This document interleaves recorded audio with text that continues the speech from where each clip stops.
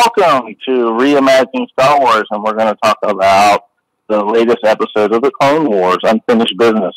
Then we're going to talk about some real-life stuff going on in time and how that may actually kind of correlate with Star Wars. So with that, Tanner, introduce yourself. Hello, everybody. We're sorry we're getting this out a little bit late, but just as a magic maker just mentioned, there's been some real-life things affecting, I think, all of us, and it's kind of put our schedules sideways, and we spent Friday and Saturday moving a college student back home, so that's why we're here today, and we've got to talk about what is the new normal and how are we going to move forward. And we'll start with this episode of the Clone Wars Unfinished Business, and then we'll explore where the conversation takes us after that. Yep. So I mean, of course, I think this is a pretty good cap to the art. I mean, the art was pretty good in the whole thing, and that they utilize Echo to achieve a victory over the Separatists, and I thought it was pretty cool. We got to see a little bit of the dark side of Anakin, and seeing where he's going toward in his art. I thought that was overall pretty good. Those are little things I see off the top.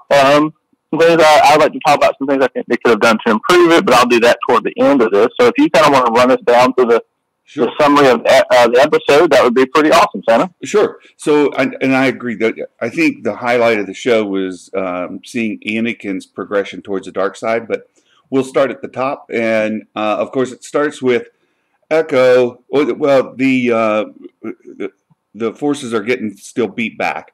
They haven't had many victories, and we see the generals together, the Jedi, Mace Windu and Kenobi and Anakin. They're trying to figure out why we still getting beat and how we're going to turn this around. And Echo comes in and offers his assistance. And as Echo presents what he thinks he can do, you see that the Jedi pretty much are on board. You see them nodding at each other, kind of giving each other nods of approval, and they accept Echo's help. But then you see with the people that, specifically our Bad Batch group, they don't have the same trust built in Echo. And they're kind of curious, like, why are you guys trusting this guy? And I think that goes with the quote at the very beginning. It says, trust placed in another is trust earned. The Bad Batch had not had that same experience, so they were a little less trustworthy, right? Yeah, they didn't trust them. They were thinking picking up on the same vibe. I think everybody was picking up at the end of the season, or the episode 3 of this, and that. He seems kind of fishy to me. I don't know if he's earned our trust yet. Right. And then, and so I think there were. Yeah, go ahead. And that was the whole point of that arc, was because I think that's where they're trying to take it toward the end, and that whole thing was developing that trust, and that's where they were in this. Another thing that I'm picking up on this arc is the clone troopers as a whole. Seem to be, and I know this is the last season, these are the last few episodes, but it seems like the clone troopers as a whole, that storyline is coming to an end, and we're coming to what is the purpose of their lives following this. And you see that they form this brotherhood with one another where they have a deep affection for one another, and where's that going to lead at the end of all of this? So yeah, I think that's really good. So they accept Echo's strategy, which is to focus on one pinpoint attack, and that will lead all of the separatist forces to that one place where they can be targeted. And so Mace Windu and Obi-Wan Kenobi jump into the plant. And again, this is every time I see something like this, it reminds me. They jump from a pretty extreme altitude. Right. well over 100 feet, right? Well over 100 feet. And they land on their feet inside of there. In the superhero style. Superhero style. And I go back to the Mace Windu, could he still be alive? Of course, it's a popular topic in the fandom, and I want to see Mace Windu again. And when I see him jump from that kind of altitude and land perfectly on his feet, I'm like, he could have survived that fall if he were conscious after getting blasted by Palpatine on his way out the window. So there's still hope. I think probably he is. Yeah. Well, and we've seen evidence now, like how many people were supposed to be dead. Maul and Echo. Why not Mace Windu? Right. So so they go in there, and the Separatists send all the droids to that place, and it's when Echo tells the Bad Batch that was his plan all along, is to kind of lead them into a trap, but it's sort of a reverse trap that he wants to get all the droids in there, and he's going to send us a surge that's going to shut them all down, and they're concerned because Echo is plugged into the main terminal on board Trench's ship. Right. And they're like, well, he's going to find us. Like, he's going to know where that pulse comes from. So Anakin, realizing this, says, okay, fine, I'll go take care of Trench. You guys keep working. Right? And Anakin shoots out of there. Well, no, that's not what they do, because Tech basically hides him. And it's briefly long enough for them not to figure out where Echo is sending the signals down to the troops to bring them all together. I just meant with the electro pulse. The electro pulse, they did. Yeah. That's how they were. And you're right.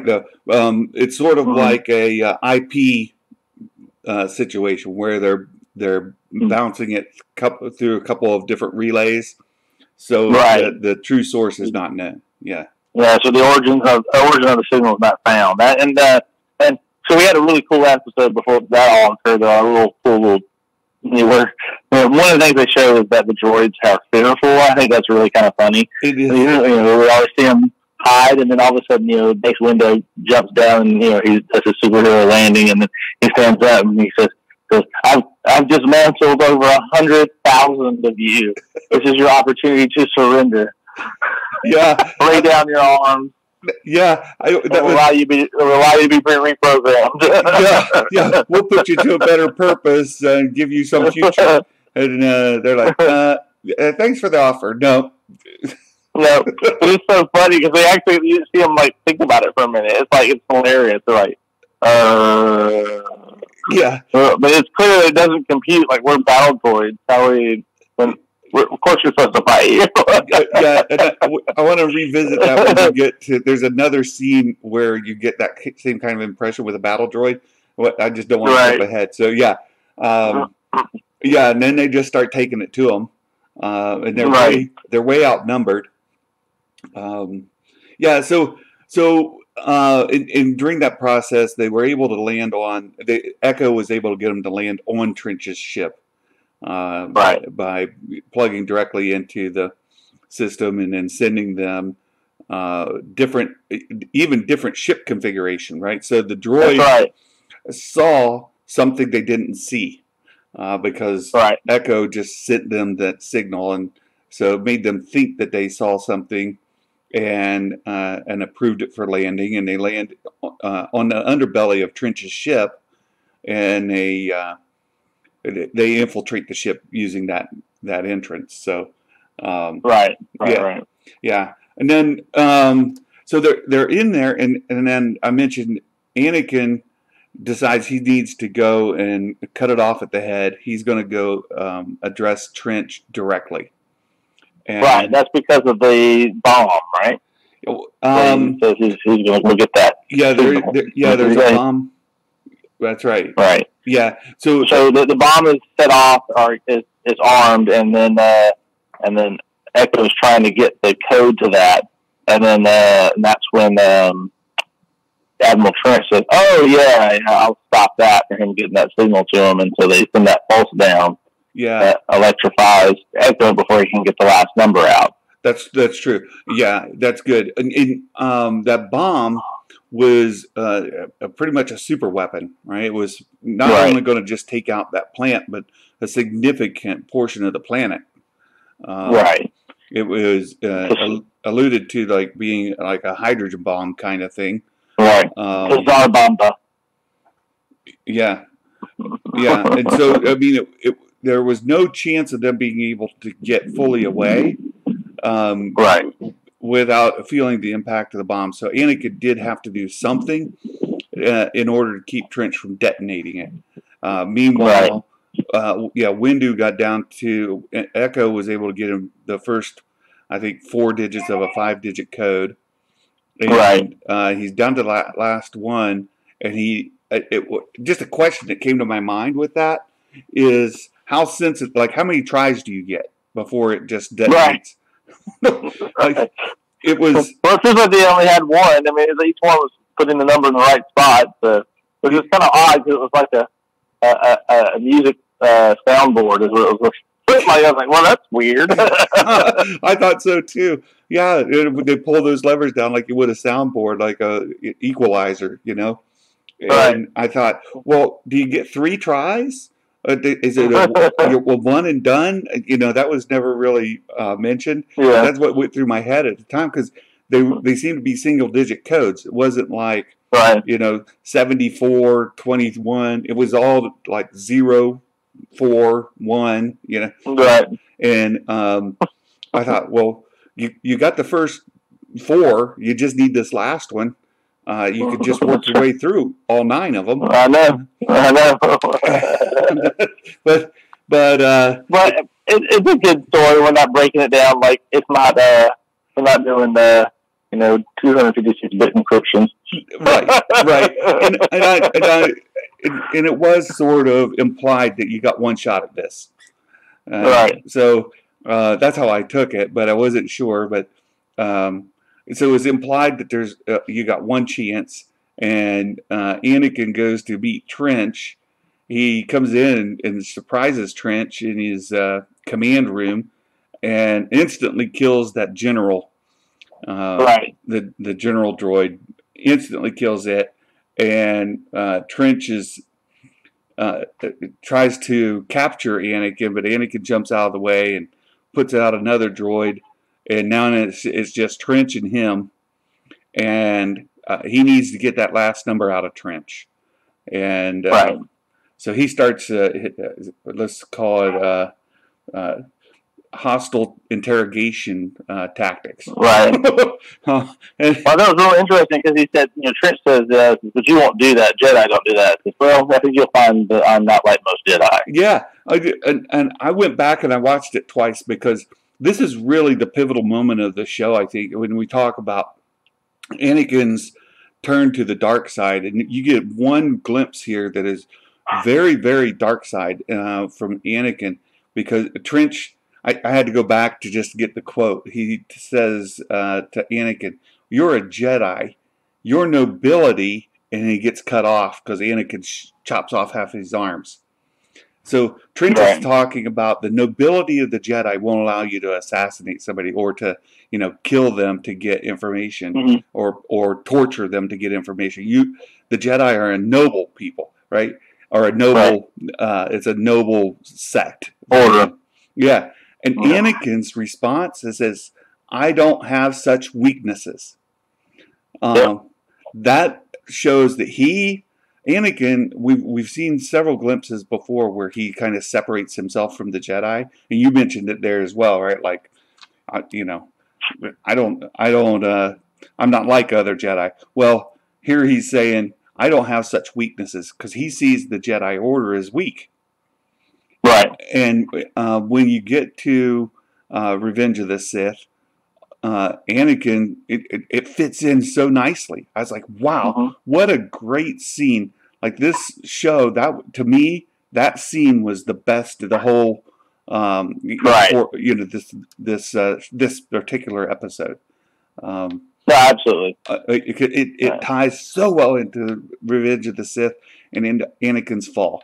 Yeah, I agree. He already had the issue with Ahsoka when she left the Order, and he should have left as well. Right. And now he says, "I don't have such weaknesses," meaning he sees the Right. Jedi Order as weak. Right. It's brilliant. No, absolutely. I mean, and a lot of people see weakness as evil. I mean, if you don't have the ability, the strength to stand up, that ability. If you have the ability, you don't, then you're mentally and morally weak, and that's the same as being evil. So you can actually make that jump from I see the Jedi as evil.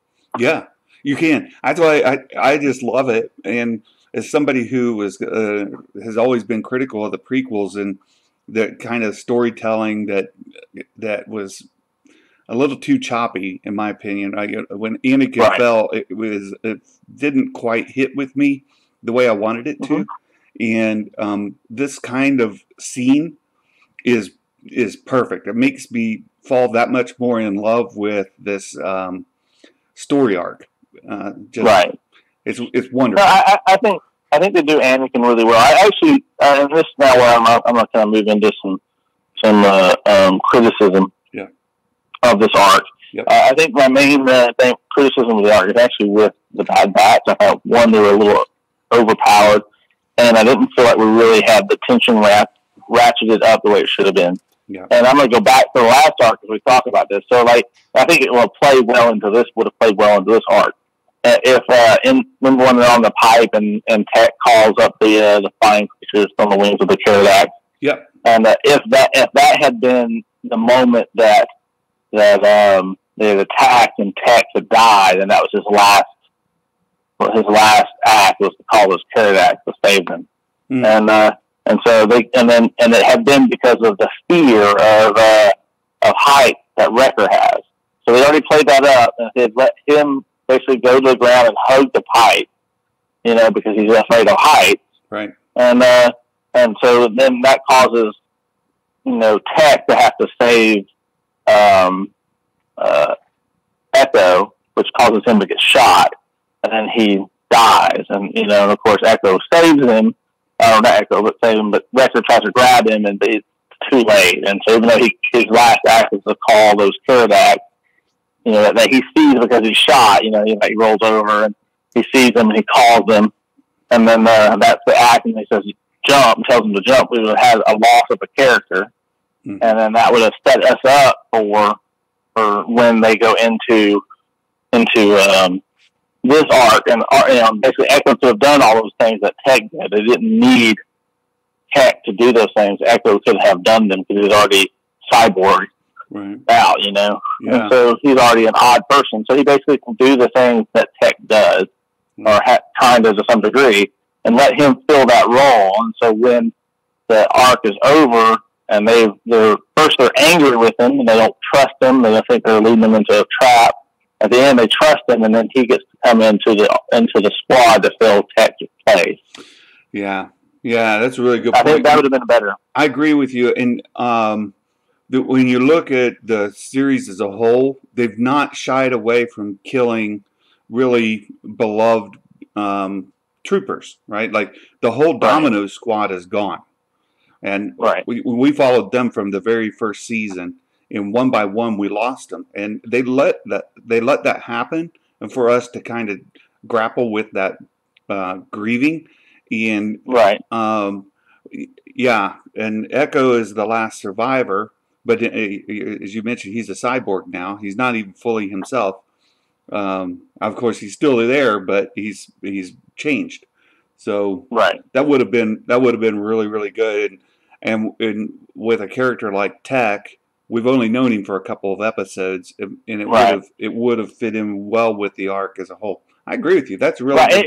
It would have let us see the mortality of even the Bad Batch. Yeah. But I want to get to that overpowered, but I don't want to leave Trench's room just yet, because there's another scene here that I was critical of, and I get I try to remind myself this isn't like all serious for adults only.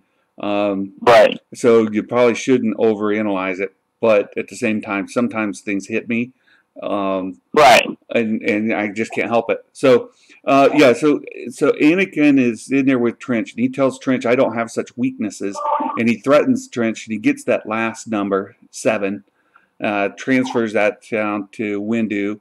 It disarms the bomb, and basically saves the day on the planet. So the droids end up getting all shocked. They all fall down, and then Windu disarms the bomb. So everything on the planet is secure. We just have to deal with things inside of Trench's ship. And right.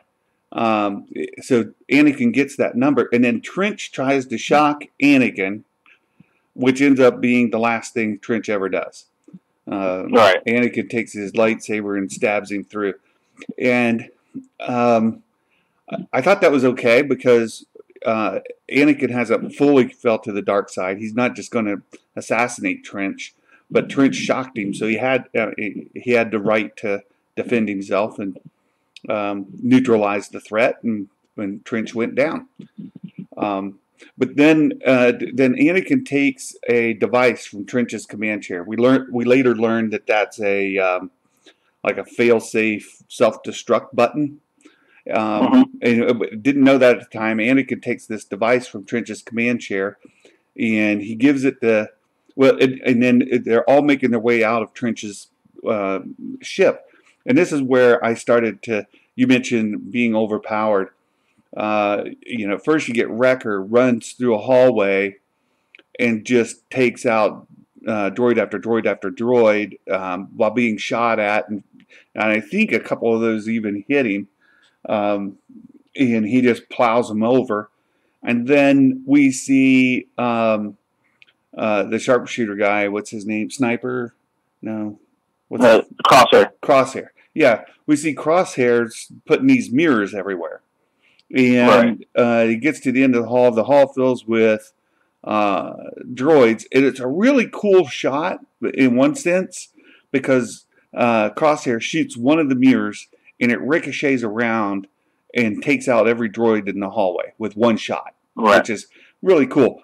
But when have we seen a blaster shot travel through more than 1 or 2 droids ever? Right, and well, not only that, they're not lasers; they're actually blasters, so they wouldn't have reflected off the mirrors in the first place. Yeah, I was like, okay. I mean, that's a cool scene. So that's where I go, oh, okay, you did it for the effect. It's fun, but at the same time, I'm like, ugh.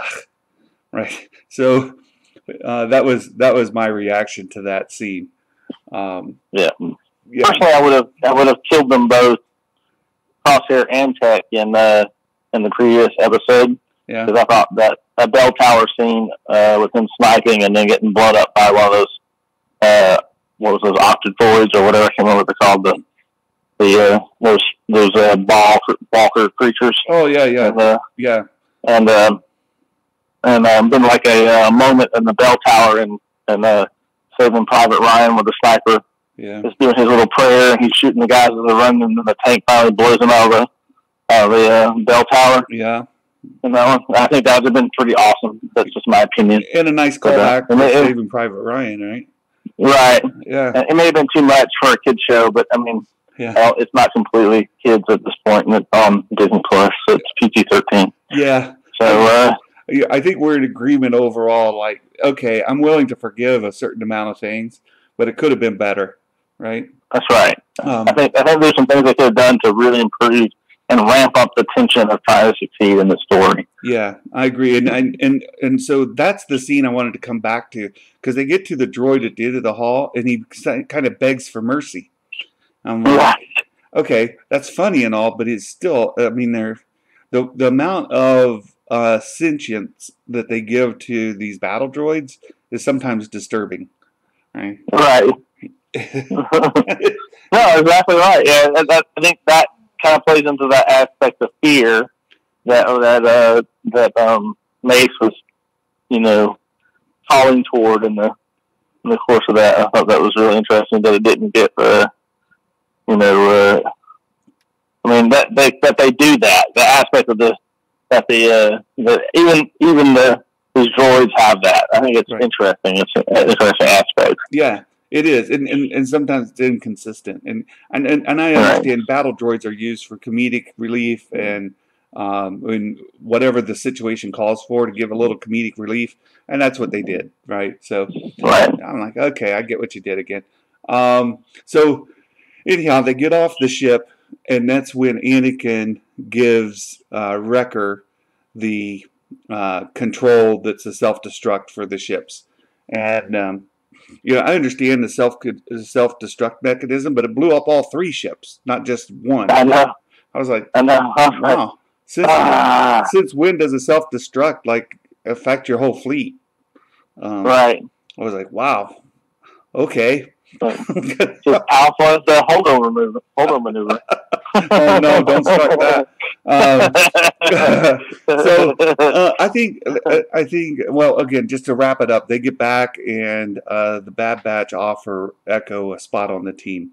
And I think you brought up really well that it would have been better to have him replace Tech than to come in and add the same skills that Tech already gives you, but kind of from a cyborg perspective. So it ends with a kind of an emotional moment where there's this salute share between Rex and Echo, and then the Bad Batch join in.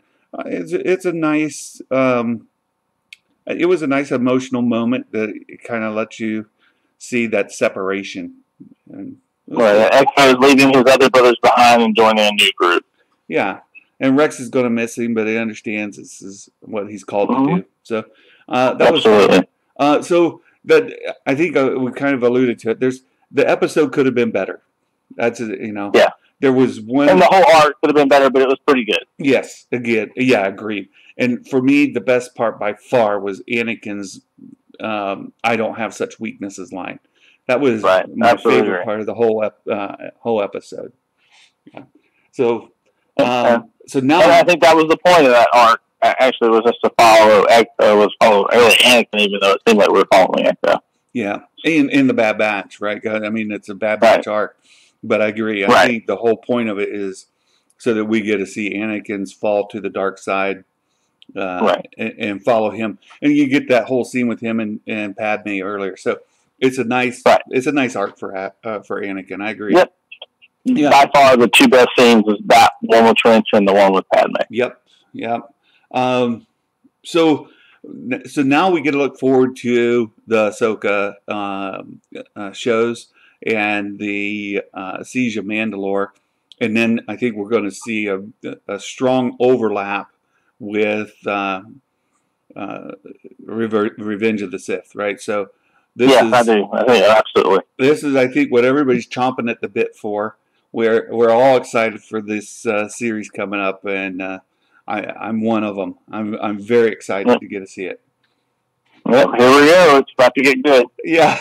We've had our filler episodes. Now it's about to get good. It's about to get really good. Yeah, and like I said, it's not like the 4 before weren't good. They were decent episodes. It's just I think we're all really excited for something even bigger.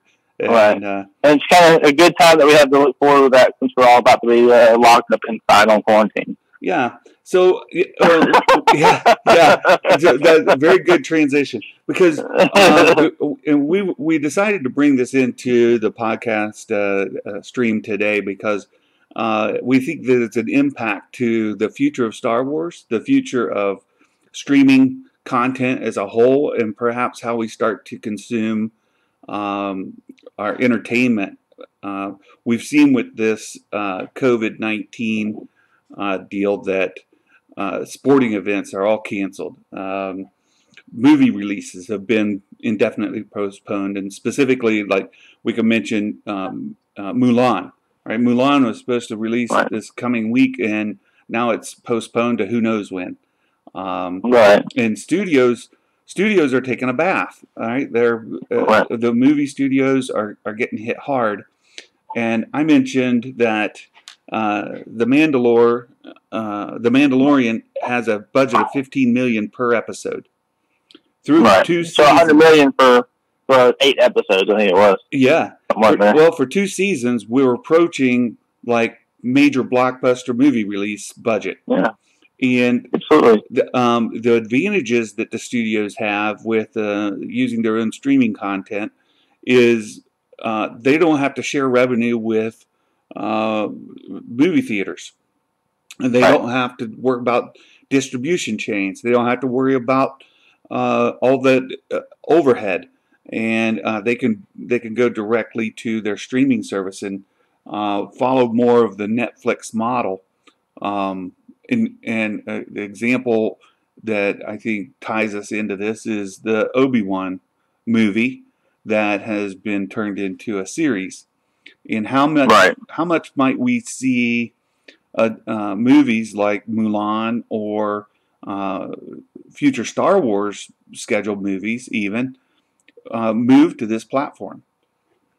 Right. And if you listen to TED and some other TED Talks and some other stuff, I mean, they're basically saying this viral response kind of thing could possibly be the new normal, and I would not be surprised. Meaning that every couple of years we're getting hit with some of these nasty viruses or bacteria strains that are resistant to the way we normally cure things, and so that creates a situation where we're not as connected as we used to be. I mean, I don't know. I mean, it could be. I mean, last time we had something like this, I think maybe in Spanish flu. I mean, where we reacted in this way. I mean, I don't know if people reacting this way with swine flu or the avian flu, but it was big on the news. I remember seeing it on the news. Yeah. But I mean, I don't know if everyone reacted in such a panicked way. Yeah, well, and I understand, flattening the curve, and for folks that haven't seen that, the idea is that instead of the way that this virus is spreading so quickly, they don't want to overwhelm medical facilities with everybody getting it at the same time. While it may be inevitable that everybody gets it, if they can spread it out over a longer duration, then the medical facilities in our system can absorb it more effectively. So, right, that means the most vulnerable among us have that better chance of living. Exactly. So that's the concept behind flattening the curve.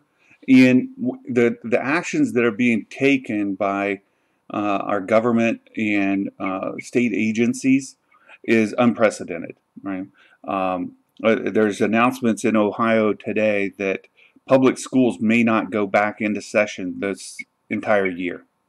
That they'll just do online courses from here to the end of the year. I mentioned that's already been determined for our kids. Oh yeah, that's exactly what our school said. Our schools, the official is they're down for like 3 weeks. Now our state universities, Ohio State University and other state universities here in Ohio, have decided they're not coming back to session either.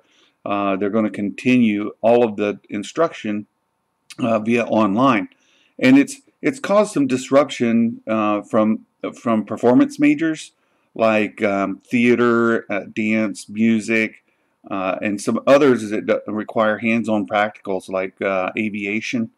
Those folks that are being sent home that won't have the opportunity to get in-plane flight time, for example. Those things have not been worked out yet. And if this becomes the new normal, there's going to have to be a lot of reworking of how people get those experiences.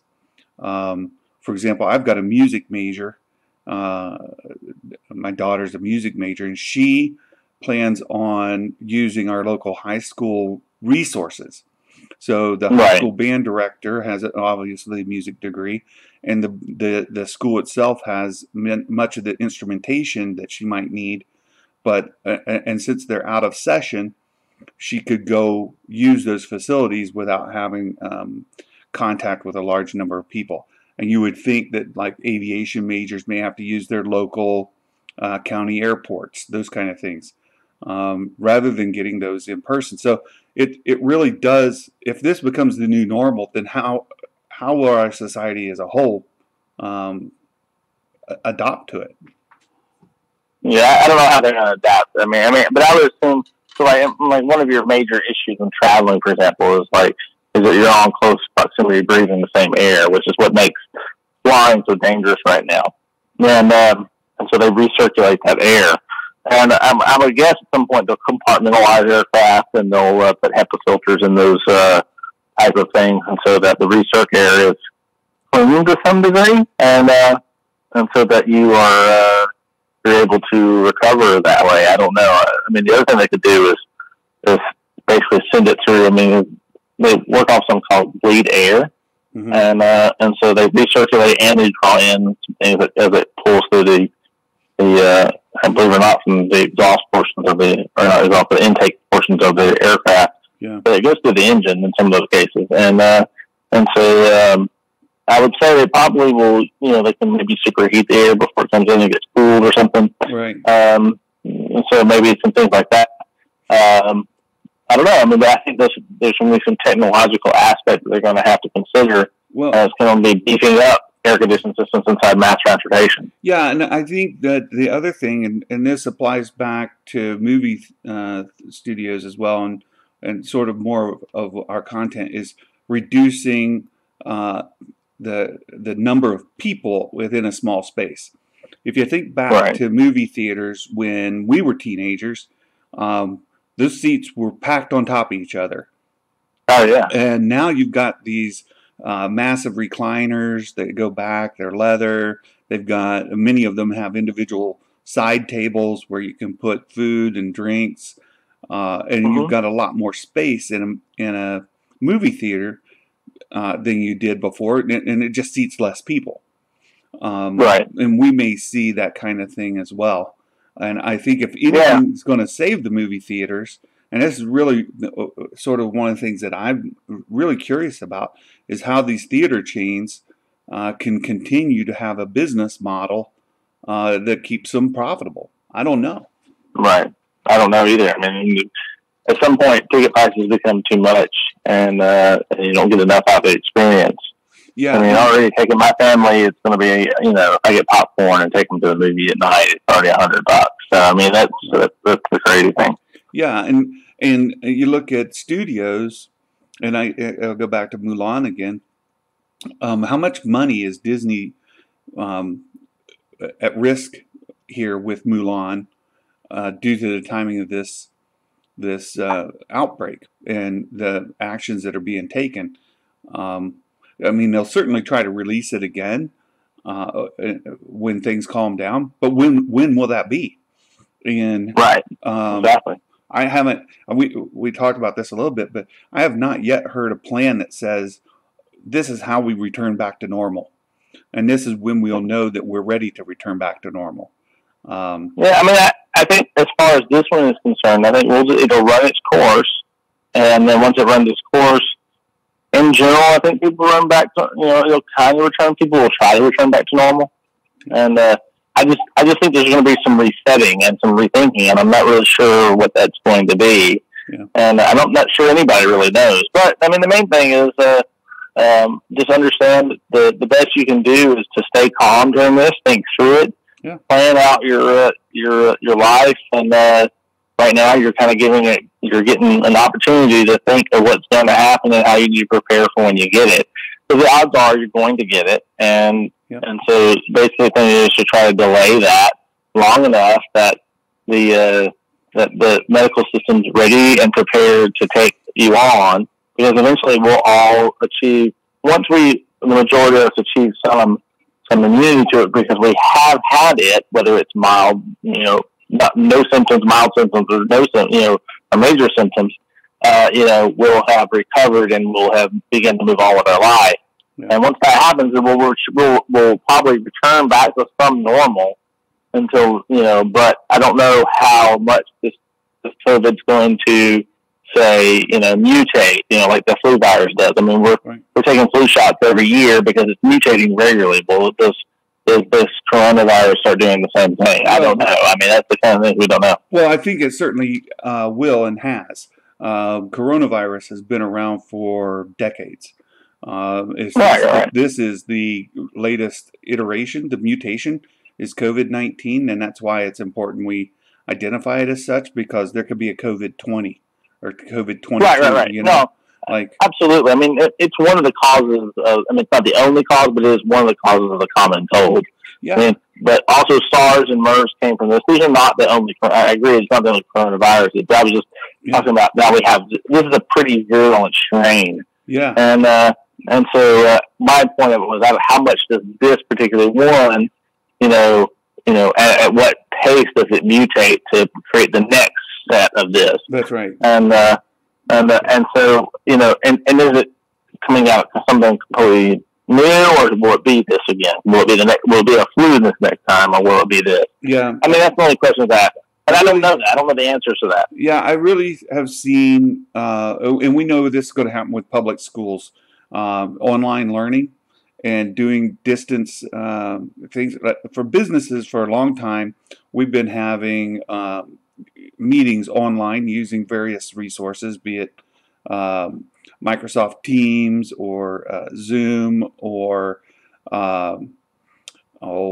there's all kinds of different online, FaceTime and different things people use to meet face to face. Skype business and all that. And Skype, those are all in there. And if we see public schools move, the infrastructure is being improved. Is sort of my point. Is that public universities that have not had dramatic amounts of online learning are now having to retool their in-person learning to be online, like overnight. Right. And the same with public schools. They're having to retool their delivery like overnight. And I think what we'll see coming out of it is more of an infrastructure that's built to allow for streaming content to be even more prevalent. And I've seen where companies are starting to offer internet packages to students and offer meeting spaces for students at little or no cost. And if that's the case, how much more will businesses and learning institutions, colleges, public schools, and then perhaps even other industries move towards streaming content? And will it have is this the beginning of the end or the middle of the end for theater chains? Right. I mean, that's a good chance. I mean, I think it could be. I mean, I guess I was wondering if this was the death knell of the theater chain, theaters. Yeah. And so right now we're like at 4,500, 4,800 movie theaters in the nation. I mean, some of them have got to close out of this. There's no way you're not going to have some of them. They're running such tight margins that they're not going to be affected. And so what does that mean to movies? What does that mean to our future Star Wars movies in 22, 24, and 26? Do we still get them? Is it a retooling of that? And I think those are the kind of questions that we have to we're going to be faced with in the near future. And I think that means the rise of the streaming services, as you said. So I mean, it's good because we're going to be seeing more Star Wars content come to us. Yeah. We may not be getting movies in the movie theater anymore. That's what this might mean. I agree. I at this point today, where I sit looking at the future, the crystal ball, I think there is probably better than 50% chance that those will turn into streaming series and not be released as movies. Right. Because I think that's what we're looking at. I think you're absolutely right. Yeah. The reason I say that is we had initially that announced as the Dan and Dave, the D&D trilogy, and then that was backed off, and then different thoughts, and now is it supposed to be the High Republic, the Old Republic? Is it supposed to be Rian Johnson, or who's supposed to be involved? There's no clarity at all on the 2022 movie, and that's 2 years from now. I don't know that they have a script written. I don't know that they have anything. I don't know. I don't know either. I don't, anybody does one time, but that's not good for Star Wars. No, and I think if we move to streaming content, look at the reception we've had for The Mandalorian. Look at what the excitement is right now for the Clone Wars, and the potential for Disney Plus to be the future of Star Wars. I think has been greatly increased through this epidemic. Yep, and I think you're right. And I think it's a good place to end on this. So that I think we're going to see more content and on the streaming services and Disney Plus is where Star Wars is probably going to be home at. Yep, I agree.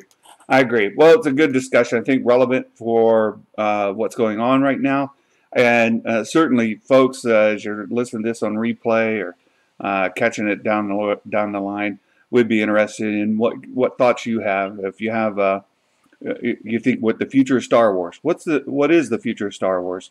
Are we going to see major theater releases, and what kind of frequency might that occur, if at all? So, we'd love to hear your thoughts and opinions on it as well. Please, leave some comments on this video, and we'll try to monitor those and get back to you and just have some dialogue about it.